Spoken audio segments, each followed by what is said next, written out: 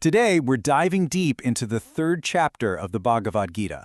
But listen, we're not just looking at this as some ancient philosophy. We're treating it as what it really is, a practical, powerful roadmap for how to act, especially when life feels overwhelming, chaotic, just a lot. And it all kicks off with this massive question, a question that I think everyone at some point has had to face. What do you do when the very thing you're supposed to do, your job, your responsibility, your duty, feels completely and utterly wrong? So, to get this, you have to picture the scene. You have Arjuna, one of the greatest warriors of his time, standing on a battlefield. But when he looks at the opposing army, his heart just sinks. He doesn't see enemies, he sees his teachers, his granduncles, his cousins, his own family.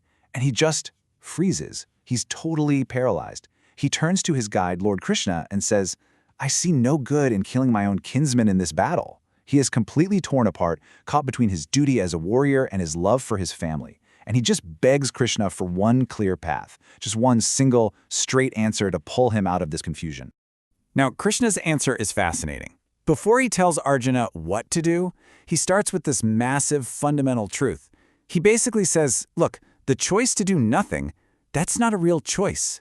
Inaction, he says, is an illusion. Think about how absolute this statement is. Krishna is saying that every single one of us, right now, is being constantly pushed to act by the very forces of nature inside us.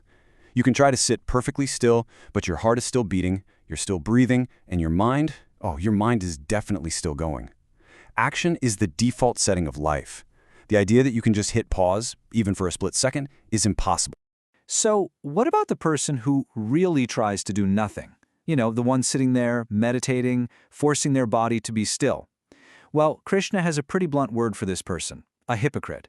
He explains that if you're holding your body back, not moving, not speaking, but your mind is still running wild, fantasizing, worrying, wanting, then you're just fooling yourself.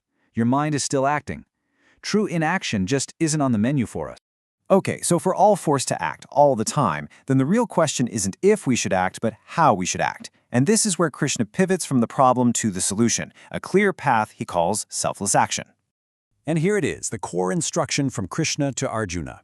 Do thou perform thy allotted duty, for action is superior to inaction. So yes, he's telling him to engage, to do his duty as hard as it is, but, and this is the most important part, it's not just what he does that matters, it's the how. It's the mindset he brings to that action. That's the whole game. And this how has a name, Karma Yoga, the discipline of action. The idea sounds deep, but the principle is actually pretty straightforward. You do your duty simply because it is your duty. You act because it's the right thing to do, right here, right now. Not because you're obsessed with the outcome, not for the win, not for the money, not for the praise. You let go of the results. This slide just lays it out so clearly. On the left, that's our default mode, action with attachment. We do things to get something for ourselves. And what happens? Our ego gets stronger, and we end up in bondage, trapped in this roller coaster of hope and fear, success and failure.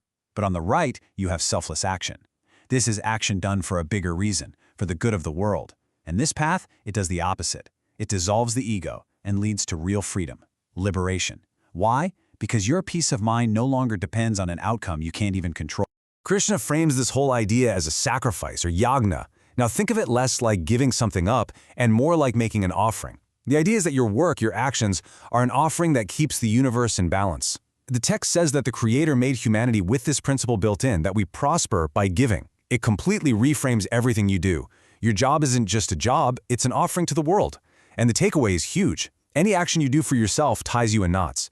But any action you do in this spirit of sacrifice, that's what sets you free. This is the obvious next question, right?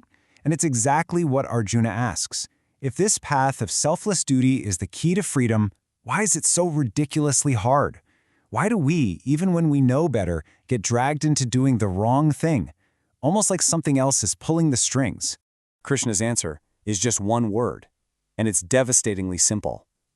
The enemy, the invisible force that makes us act against our own good judgment, is desire. Let's just pause on this first, because Krishna does not mince words. He calls desire, or kama, all-consuming and most sinful. He's saying this isn't just a little character flaw, this is the enemy. This desire, he says, comes from a quality of nature called rajas, which is all about passion, frantic energy, and restlessness. And its key feature is that it's a fire that can never be put out. The more you feed it, the bigger and hungrier it gets. So how does this enemy actually work? It's sneaky. It corrupts us by covering up our own wisdom. Krishna uses this amazing analogy. Desire covers our knowledge like smoke covers a fire, or like dust covers a mirror. So first, a desire pops up. As it gets stronger, it starts to put a veil over our conscience, our sense of right and wrong. Then it fogs up our intellect, our ability to think clearly. And at that point, desire has hijacked the system. It's in the driver's seat and it can force us to do things, even while a part of us is screaming, no. Now that sounds pretty grim, I know. But here's the good news. Krishna doesn't just point out the enemy and leave us there. He gives Arjuna a precise, strategic battle plan for how to win. This is the path to victory. And the secret weapon here isn't about just gritting your teeth and using willpower. It's not about brute force. It's about strategy. It's about understanding the chain of command that already exists inside your own mind, inside your own consciousness. If you know the hierarchy, you know how to win. So here it is, the internal org chart, from the bottom up. At the base level, you have the senses. Your eyes, your ears, they're the gateways to the world. Higher than the senses is the mind, which is where all your thoughts and emotions are swirling around. But superior to the mind is the intellect, the buddhi. That's your ability to reason, to tell right from wrong. And then, at the very top, beyond even the intellect, is the self, the Atman. This is your core being, that pure, silent awareness that's always there underneath all the noise. And here's the golden rule. Each level has the power to control the one below it. And this all leads to the final, powerful command. Krishna tells Arjuna to use this hierarchy as his weapon. He says, first, know that the self is greater than your intellect. Then, using that higher awareness, you steady your mind with your intellect.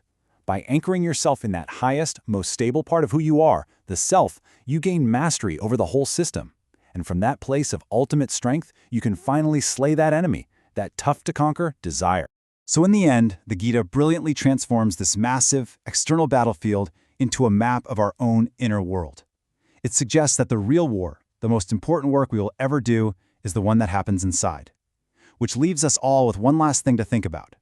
If the greatest battle's against our own desires, what is the selfless, allotted duty that the world is asking of you today?